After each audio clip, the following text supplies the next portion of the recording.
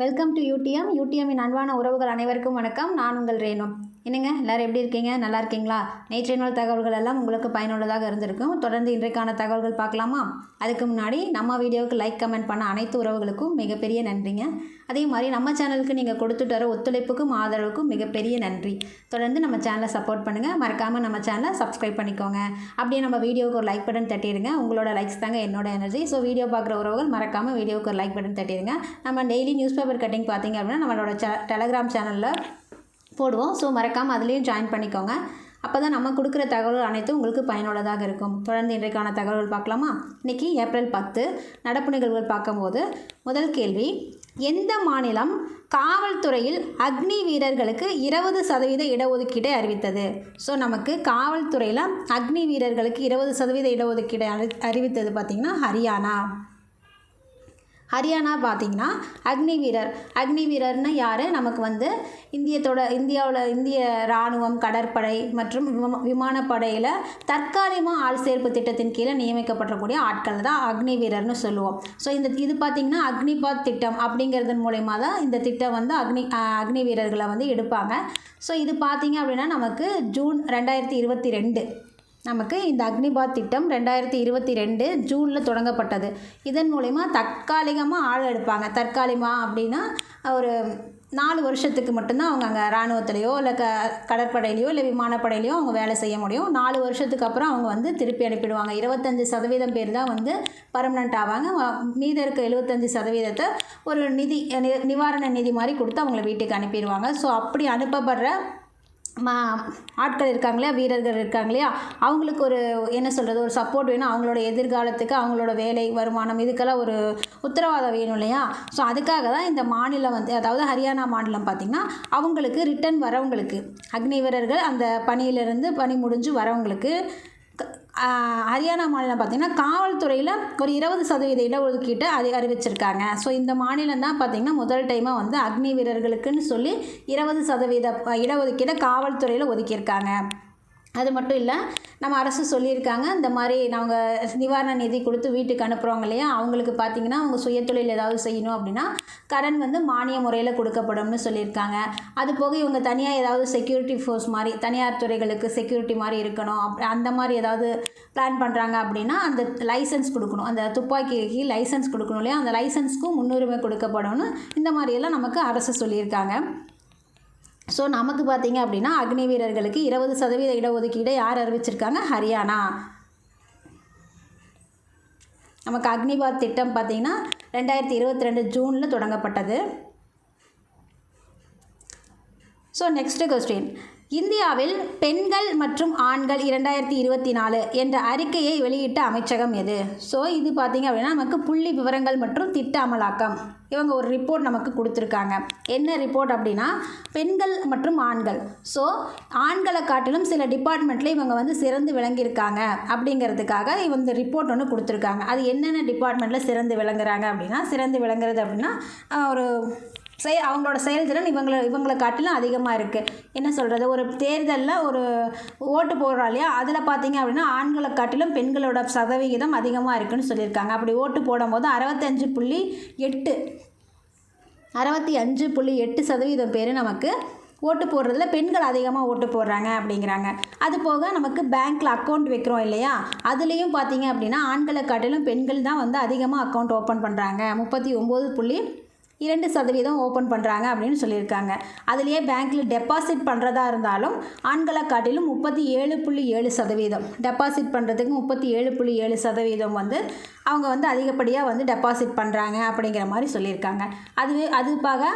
அது போக நமக்கு கிராமப்புற பெண்களில் அக்கௌண்ட் ஹோல்டர் இருக்காங்க இல்லையா, அதுவுமே கிராமப்புறத்துலேயும் அக்கௌண்ட் ஓப்பன் பண்ணுறதுக்குள்ள பெண்கள் தான் அதிகமாக அக்கௌண்ட் ஓப்பன் பண்ணுறாங்க. ஒரு 42.2% பேர் நமக்கு அங்கே அக்கௌண்ட் ஹோல்டராக இருக்காங்க அப்படிங்கிற மாதிரி இந்த மாதிரி ரிப்போர்ட் எல்லாம் நமக்கு புள்ளி விவரங்கள் மற்றும் திட்ட அமலாக்கம் கொடுத்துருக்காங்க. அது மட்டும் இல்லை, உயர்கல்வியில் சேர்றது, ஸ்கூலில் சேர்றது, ஹையர் எஜுகேஷனில் சேர்றது, இது எல்லாத்துலேயுமே பார்த்தீங்க அப்படின்னா ஆண்களை காட்டிலும் பெண்கள் ஒரு படி மேலே அவங்க இருக்காங்க அப்படிங்கிற மாதிரி தான் இந்த ரிப்போர்ட்டில் சொல்லியிருக்காங்க. ஸோ இந்த ரிப்போர்ட்டை கொடுத்தது யார் அப்படிங்கிறது தான் கேள்வி. ஸோ பெண்கள் எந்த விதத்தில் ஆண்களை காட்டிலும் அடுத்தடுத்தது அந்த ஒவ்வொரு விஷயத்துலேயும் முக்கியத்துவம் கொடுத்து அவங்க முன்னேறிட்டுருக்காங்க அப்படிங்கிறத பார்க்குறோம். ஸோ இந்தியாவில் பெண்கள் மற்றும் ஆண்கள் 2024 என்ற அறிக்கையை வெளியிட்ட அமைச்சகம் நமக்கு புள்ளி விவரங்கள் மற்றும் திட்ட அமலாக்கம். நெக்ஸ்ட் கொஸ்டின்,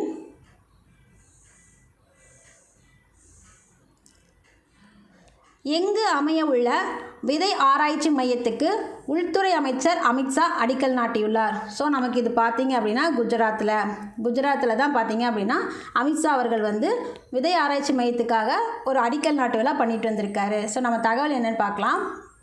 குஜராத்தில் விதை ஆராய்ச்சி மையத்துக்கு எந்த பிளேஸ் அப்படின்னா எக்ஸாக்டாக காந்தி நகர் கலோல் பகுதிகளை தான் வந்து இஃப்கோன்னு சொல்லுவோம். இஃப்கோ அப்படின்னு சொல்லுவோம். இதுதான் பார்த்திங்க அப்படின்னா நமக்கு விவசாயிகளுக்கு உரத்தை கொடுக்குற ஒரு நிறுவனம், அமைப்பு இப்படி சொல்லலாம். ஸோ இங்கே இதுக்காக தான் வந்து நமக்கு இந்த தொழிற்சாலையோட வளாகத்தில் தான் விதை ஆராய்ச்சி மையம் வந்து அமைக்கிறதுக்காக முடிவு செய்யப்பட்டு அடிக்கல் நாட்டப்பட்டிருக்கு. ஸோ நமக்கு இப்போ என்ன தெரிஞ்சிருக்கோம், குஜராத்தில் விதை ஆராய்ச்சி மையம் அமைக்கிறதுக்காக மத்திய உள்துறை அமைச்சர் பார்த்திங்கன்னா அமித்ஷா வந்து அடிக்கல் நாட்டியிருக்காரு. எங்கே? குஜராத்தோட காந்தி நகரில் கலோல் பகுதியில் இந்திய விவசாயிகள் உர கூட்டுறவு நிறுவன தொழிற்சாலை வளாகத்தில், அதுதான் இஃப்கோன்னு சொல்லுவோம். இங்கிலீஷில் சொல்லும்போது Indian farmers fertiliser cooperative limited, தமிழில் சொல்லும்போது இந்திய விவசாயிகள் உர கூட்டுறவு நிறுவன தொழிற்சாலை. ஸோ அந்த தொழிற்சாலையோட வளாகத்தில் தான் இந்த விதை ஆராய்ச்சி மையம் வந்து அமைக்கிறதுக்கு முடிவு பண்ணியிருக்காங்க. இது எதுக்கு இந்த இஃப்கோ வந்து எதுக்காக இந்த விதை ஆராய்ச்சி மையம் அப்படின்னா, குறைந்த விலையில் உரத்தை வந்து, அதாவது குறைந்த விலையில் உரத்தை வந்து அதிக செயல்திறன் கொண்டதாக இருக்கும். விலை குறைவாக இருக்கும், அந்த உரத்தோட விலை குறைவாக இருக்கும், செயல்திறன் அதிகமாக இருக்கும் அப்படிங்கிறது பார்க்குறோம். அதாவது எப்படி சொல்லலாம் அப்படின்னா, நமக்கு காலநிலை மாற்றத்துக்கு ஏற்ற மாதிரி, அது வெயில் காலமாக இருந்தாலும் சரி, பனிக்காலம், மழைக்காலம், எந்த மாதிரி இருந்தாலும் சரி, நமக்கு அங்கே அந்த உரமானது, விதையானது நமக்கு எல்லா இடத்துலையும் தாங்கி நமக்கு வந்து அந்த பயிரை விளைவிக்கக்கூடியது, அதிக அளவில் மகசூல் கொடுக்கக்கூடியது. எல்லா கால சூழ்நிலையிலையும் அதை ஏற்றுக்கிட்டு அந்த உரமானது அதிக அளவில் மகசூலை கொடுக்கக்கூடியது அப்படிங்கிறத சொல்கிறாங்க. அந்த விதையானது அதிக அளவில் மகசூல் கொடுக்க போறியும் அப்படிங்கிறதுக்காக சொல்கிறாங்க. ஸோ அதுதான் இந்த இஃப்கோ பார்த்திங்கன்னா குறைஞ்ச விலையில் அதிக செயல்திறனோட வர்றது அப்படிங்கிறாங்க. அது போக நமக்கு அதாவது அந்த விதைகள் பார்த்திங்க அப்படின்னா பயிரிடும்போது குறைஞ்ச அளவு தண்ணி, குறைஞ்ச அளவு விதை உரம், இதை மட்டுமே யூஸ் பண்ணால் அந்த விதைகள் வந்து நமக்கு நல்லாவே மகசூல் கொடுக்குது அப்படிங்கிற மாதிரியும் சொல்கிறாங்க. ஸோ அதுக்காக தான் இந்த விதை ஆராய்ச்சி மையத்தோட இதை பற்றி பார்க்குறோம், விவரம் பற்றி பார்க்குறோம். ஸோ நம்ம இதிலேருந்து தெரிஞ்சுக்கிட்டது என்ன அப்படின்னா, பருவநிலை மாற்றத்தை தாங்கி வளரக்கூடிய விதைகளை உற்பத்தி செய்து குறைஞ்ச அளவில் தண்ணீர் மற்றும் குறைஞ்ச அளவில் உரங்களை யூஸ் பண்ணி அதிக அளவு மகசூல்களை தரக்கூடிய தரமான வீரியமான விதைகளை தயாரிப்பதற்காக இந்த விதை ஆராய்ச்சி மையத்துக்கு தற்போது அடிக்கல் நாட்டப்பட்டு உள்ளது. ஸோ விவசாயத்தோட வருமானத்தை இரட்டிப்பாக்கிறதுக்காக தான் இந்த விதை ஆராய்ச்சி மையம் அமைக்கப்பட உள்ளது அப்படிங்கிறத நாம் பார்க்குறோம். ஸோ நெக்ஸ்ட் கொஸ்டின் போயிடலாம். இஃப்கோனா என்ன? இஃப்கோ தான் இந்த விதைகளை கொடுக்கக்கூடியவங்க. So Indian farmers fertiliser cooperative limited. Next நமக்கு ஜம்மு காஷ்மீர் மற்றும் லடாக் உயர் நீதிமன்றத்தின் தலைமை நீதிபதியாக நியமிக்கப்பட்டவர் யார் அப்படின்னு பார்த்தீங்கன்னா சஞ்சீவ்குமார் அவர்கள். ஸோ சஞ்சீவ்குமார் அவர்களை தான் நாம் இப்போ வந்து தலைமை நீதிபதியாக அப்பாயின்மெண்ட் பண்ணியிருக்கோம். ஸோ சஞ்சீவ் கண்ணா அவர்கள் யார்? உச்சநீதிமன்றத்தின் தலைமை நீதிபதி நமக்கு சஞ்சீவ் கண்ணா அவர்கள்.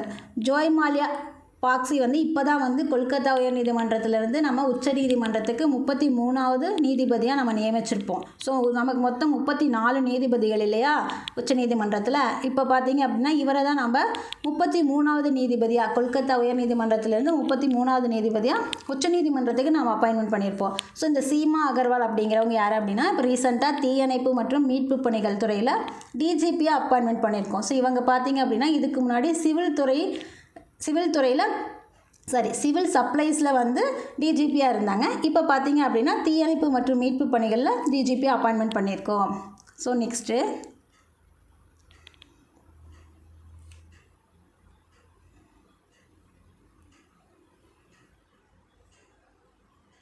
அடுத்த கொஸ்டின், அணுசக்தி நீர்மூழ்கி கப்பல்களுக்காக எங்கு புதிய கடற்படை தளம் அமைய உள்ளது? ஸோ நமக்கு அணுசக்தியில் இயங்கக்கூடிய நீர்மூழ்கி கப்பல் அது பார்த்திங்கன்னா ஆந்திராவில். எக்ஸாக்டாக பிளேஸ் என்னன்னு பார்க்கும்போது ராம்பில்லி.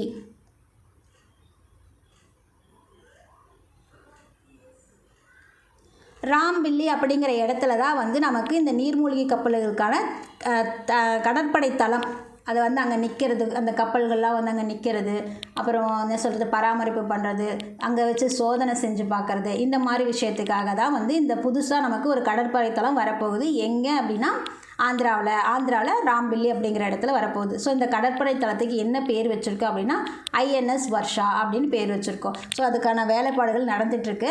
அடுத்த ஆண்டுக்குள்ளே செயல்பாட்டுக்கு வந்துடும், அந்த கடற்படை தளம் வந்து செயல்பாட்டுக்கு வந்துடும் அப்படின்னு சொல்லியிருக்காங்க. நமக்கு பார்த்தீங்க அப்படின்னா நீர்மூழ்கி கப்பல் ஐஎன்எஸ் ஹரிகந்த், ஐஎன்எஸ் ஹரிகாட், ஐஎன்எஸ் ஹரிதாமன் இப்படிங்கிற மாதிரியெல்லாம் நமக்கு அணுசக்தி நீர்மூழ்கி கப்பல்கள் இருக்குன்னு தெரியும். ஸோ இந்த கப்பல்கள்லாம் பார்த்தீங்க அப்படின்னா இங்கே வந்து நிற்கிறதுக்காக ஆல்ரெடி நமக்கு ஏற்கனவே கடற்படையோட கிழக்கு பிராந்திய தலைமையகம் வந்து எங்கே இருக்குது, விசாகப்பட்டினத்தில் இருக்குது. அதாவது கடற்படையோட கிழக்கு பிராந்திய தலைமையகம் வந்து நமக்கு ஏற்கனவே விசாகப்பட்டினத்தில் இருக்குது. அங்கே தான் கப்பல்கள்லாம் நிற்குது. கிட்டத்தட்ட ஒரு 50 கப்பல் பக்கமும் அங்கே நிற்கிற அளவுக்கு அந்த கடற்படை தளம் இருக்குது. இதுக்கு மேலே ஒரு 25 அங்கே வரப்போகுது அப்படிங்கிற மாதிரியும் தகவல் சொல்கிறாங்க. ஸோ நமக்கு இப்போ புதுசாக கட்டுறது எதுக்காக அப்படின்னா அணுசக்தியில் இயங்கக்கூடிய நீர்மூழ்கி கப்பல் இல்லையா, அதுக்கு வந்து ஒரு தனியாக வேணும். எதுக்காக, இந்திய பெருங்கடலை வந்து அதாவது சீனாவோட ஆதிக்கம் ரொம்ப அதிகமாக இருக்குது. ஸோ அவங்கள கண்காணிக்கிறதுக்காகவும் இது ஒரு விஷயமாகவும் பார்க்கப்படுது. ஸோ அங்கே அதாவது ஆந்திராவில் ராம்பில்லியில் அமைக்கப்படக்கூடிய கடற்படை தளம் இந்திய பெருங்கடல் பகுதியில் சீனாவோட ஆதிக்கத்தை நம்ம கண்காணிக்கிறதுக்காகவும் அமைக்கப்படுது. ஸோ இது நம்ம இப்போ என்ன பார்த்துருக்கோம், புதிய கடற்படை தளம் பார்த்தீங்க அப்படின்னா அணுசக்தியில் இயங்கக்கூடிய நீர்மூழ்கி கப்பல்களுக்காக ஐஎன்எஸ் வர்ஷா அப்படிங்கிற பேரில் ஆந்திராவில் வரப்போகுது அப்படிங்கிறத பார்த்துருக்கோம். ஸோ இங்கே பார்த்தீங்க அப்படின்னா ஒரு 10 கப்பல் பக்கமாக இது நீர்மூழ்கி கப்பலை நிறுத்துறதுக்கு உண்டான வசதி வாய்ப்புகளோடு தான் இது அமைக்கப்படுது அப்படிங்கிற மாதிரியும் சொல்லியிருக்காங்க. நமக்கு ஆல்ரெடி கடற்படையோட கிழக்கு பிராந்திய தலைமையகம் விசாகப்பட்டினத்தில் இருக்குது. ஸோ நெக்ஸ்ட் கொஸ்டின்,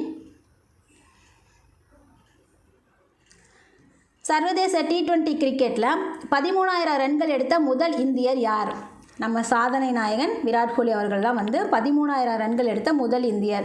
ஸோ சர்வதேச லெவலில் பார்க்கும்போது இவர் 5வது ஆளாக இருக்கார்.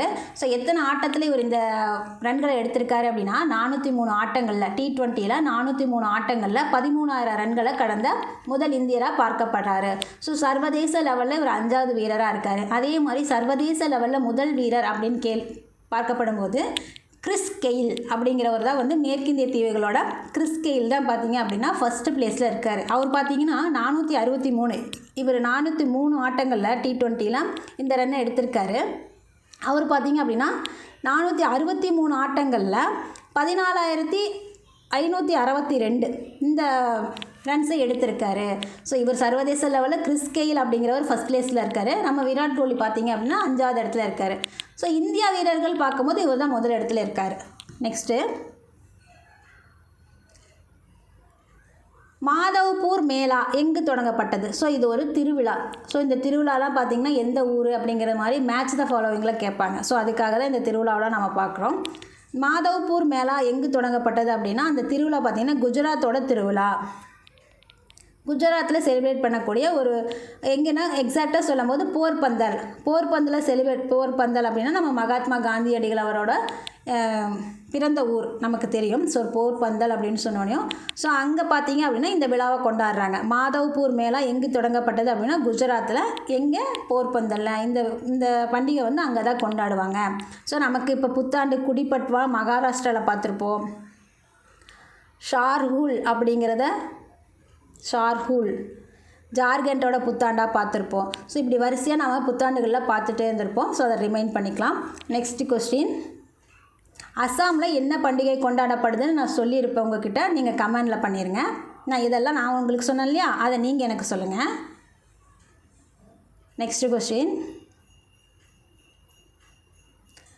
அர்ஜென்டினாவில் நடைபெறும் உலகக்கோப்பை துப்பாக்கி சுடுதல் போட்டியில் மகளிர் 10 மீட்டர் ஏர் பிஸ்டல் பிரிவில் தங்கம் வென்றவர் யார்? ஸோ நமக்கு இது ஆல்ரெடி நடந்துகிட்ருக்கிற ஒரு உலகக்கோப்பை போட்டி தான். இதில் பார்த்திங்க அப்படின்னா தினம் ஒரு பிரிவில் வந்து ஒவ்வொருத்தராக தங்கம் வாங்கிட்டு இருக்காங்க. இப்போ இதில் வாங்கினது 10 மீட்டர் ஏர் பிஸ்டலில் வாங்கினது சுருச்சி இந்தர் சிங் தான் பார்த்தீங்க அப்படின்னா உலகக்கோப்பை துப்பாக்கி சுடுதல் போட்டியில் மகளிர் பிரிவில் 10 மீட்டர் ஏர் பிஸ்டல் பிரிவில் தங்கம் வாங்கியிருக்காங்க. இதுக்கு முன்னாடி நம்ம இந்த விளையாட்டில் முதல் டைமாக தங்கம் கொடுத்து நமக்கு பெருமைப்படுத்தினவங்க யார்? ஸ்விஃப்ட் கவர் சர்மா தான் வந்து முதல் டைமாக இந்த விளையாட்டில் நம்ம உலகக்கோப்பை துப்பாக்கி சுடுதல் போட்டியில் முதல் டைமாக தங்கம் வாங்கி நமக்கு பெருமைப்படுத்தியிருப்பாங்க. அவங்க 50 மீட்டரில் இந்த தங்கத்தை வாங்கியிருப்பாங்க. இவங்க பார்த்திங்கன்னா 10 மீட்டர் ஏர் பிஸ்டலில் வாங்கியிருக்காங்க.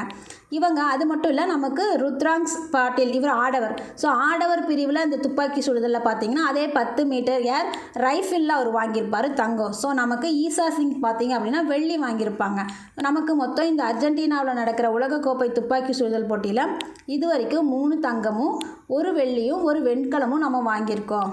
ஸோ இந்த புள்ளிகளோடு நாம் வந்து முதல் இடத்துல இருக்கோம் உலகக்கோப்பை துப்பாக்கி சுடுதலில். சைனா செகண்டில் இருக்காங்க. நெக்ஸ்ட்டு அமெரிக்காவில் நடைபெற்ற சார்லஸ்டன் ஓப்பன் மகளிர் டென்னிஸ் போட்டியில் ஒற்றையர் பிரிவில் சாம்பியன் பட்டத்தை வென்றவர் யார்? ஸோ நமக்கு டென்னிஸ் போட்டியில் ஒற்றையர் பிரிவில் சாம்பியன் பட்டம் வாங்கினவங்க ஜென்ஷிகா பெகுலா அப்படிங்கிறவங்க தான் வாங்கியிருக்காங்க. இவங்க ஒரு அமெரிக்கா நாட்டுக்காரர். ஸோ அவங்க உள்ளூர் விளையாட்டில் தான் இவங்க வின் பண்ணியிருக்காங்க.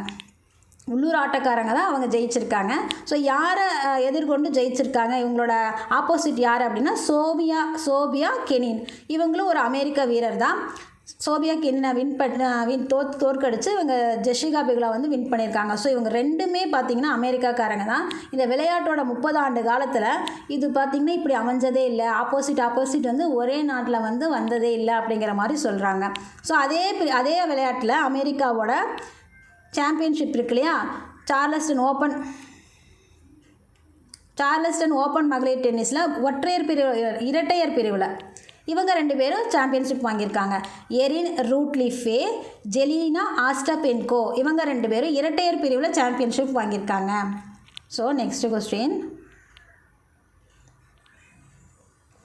நமக்கு காற்றாலை மற்றும் சூரிய சக்தி மின் உற்பத்தியில் இந்தியா உலக அளவில் எத்தனையாவது இடத்துல உள்ளது? ஸோ காற்றாலை அப்படிங்கிறது நம்ம காற்றுல இருந்தும், இந்த பெரிய ஃபேன் இருக்கு இல்லையா அதில் இருந்தும், இந்த சூரிய சக்தினா சோலார்.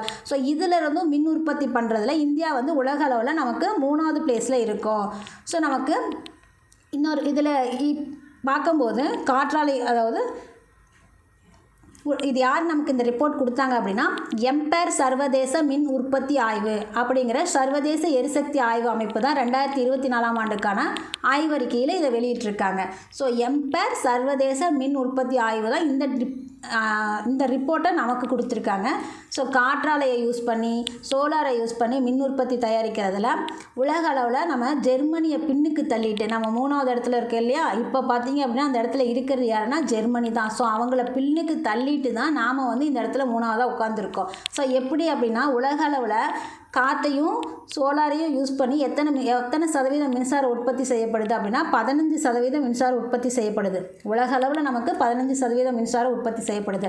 அதில் இந்தியாவில் மட்டும் காற்றையும் சோலாரையும் யூஸ் பண்ணி 10% கொடுக்குறோம். பார்த்திங்களா, உலக அளவுலேயே 15 தான், ஆனால் நாமளே 10% கொடுக்குறோம். ஸோ இதனால தான் நாம் வந்து இந்த இடத்துக்கு 3வது இடத்துல இருக்கோம். அது மட்டும் இல்லை, நம்ம கரண்ட்டு பார்த்திங்க அப்படின்னா இது 2 மூலியமாக மட்டும் எடுக்க மாட்டோம். புதுப்பிக்கத்தக்க எரிசக்தின்னு சொல்லுவோம். அப்புறம் அணுமின் உற்பத்தியை யூஸ் பண்ணி நமக்கு மின்சார கரண்ட் தயாரிப்போம். ஸோ இதில் எல்லாம் பார்க்கும்போது உலக அளவில் 40.9 இருக்கும். எதுக்கு? புதுப்பிக்கத்தக்க எரிசக்தி மற்றும் அணுமின் உற்பத்தியை யூஸ் பண்ணி கரண்ட் எடுக்கிறதுல அதாவது உலக அளவில் 40.9% மின் உற்பத்தி செய்யப்படுது. நாம் இதில் பார்த்திங்க அப்படின்னா நம்மளோட பங்கு 22% இருக்குது. ஸோ உலக அளவில் 49, சரிபாதியாக நாம் மட்டுமே தயாரிக்கிறோம். புதுப்பிக்கத்தக்க எரிசக்தியையும் அணுமின் உற்பத்தியும் யூஸ் பண்ணி நாம் கரண்ட் எடுக்கிறதில்ல. அதுபோக நம்ம நீர்லேருந்தும் கரண்ட் எடுப்போம். அது பார்த்திங்க அப்படின்னா 8% இந்தியா இருக்குது. ஸோ இப்போ நாம் என்ன பார்த்துருக்கோம், காற்றாலை மற்றும் சூரிய சக்தி அதாவது காற்றுலேருந்தும் சோலார்லேருந்தும் மின் உற்பத்தி எடுக்கிறதுல இந்தியா பார்த்திங்கன்னா 3வது பிளேஸில் இருக்குது அப்படின்னு பார்த்துருக்கோம். அதோட இந்தியாவோட பங்கு என்ன? 10%. உலக அளவுலேயே 15 தான், ஆனால் நாமளே 10% கரண்ட்டை நம்ம உற்பத்தி பண்ணுறோம். அதுபோக புதுப்பிக்கத்தக்க எரிசக்தி மற்றும் அணுமின் உற்பத்தியை யூஸ் பண்ணி கரண்ட் எடுக்கிறது பார்த்திங்கன்னா 40.9%. அதில் நம்ம இந்தியாவோடது 22%. நாம் நீர் மூலயமாவும் கரண்ட் எடுக்கிறோம், அதில் 8% இருக்குது. ஸோ நமக்கு பார்த்திங்க அப்படின்னா நாட்டில் சூரிய சக்தியை யூஸ் பண்ணி கரண்ட் எடுக்கிறதுல இந்தியா குறிப்பிடத்தக்க அளவில் 24 ஜிகாவாட் அளவுக்கு உயர்ந்திருக்கு. 24 ஜிகாவாட் அளவுக்கு நம்ம உயர்ந்திருக்கோம். ஸோ நெக்ஸ்ட் கொஸ்டின், சூரிய சக்தி மட்டுமே நமக்கு வந்து 24 ஜிகாவாட் யூஸ் பண்ணி கரண்ட் உற்பத்தி பண்ணுறோம். காற்றாலை மாநில அரசின் கீழ் செயல்படும் பல்கலைக்கழகங்களின் புதிய வேந்தர் யார்? ஸோ பல்கலைக்கழகம்னா யூனிவர்சிட்டி நமக்கு தெரியும். ஸோ இந்த யூனிவர்சிட்டி வந்து நமக்கு நம்ம ஸ்டேட்டில் மாநில அரசின் கீழ் செயல்படும் பல்கலைக்கழகங்களோட புதிய வேந்தர் யார்? ஸோ நமக்கு இப்போ இருக்கிறது யாருன்னா RN ரவி அவர்கள்.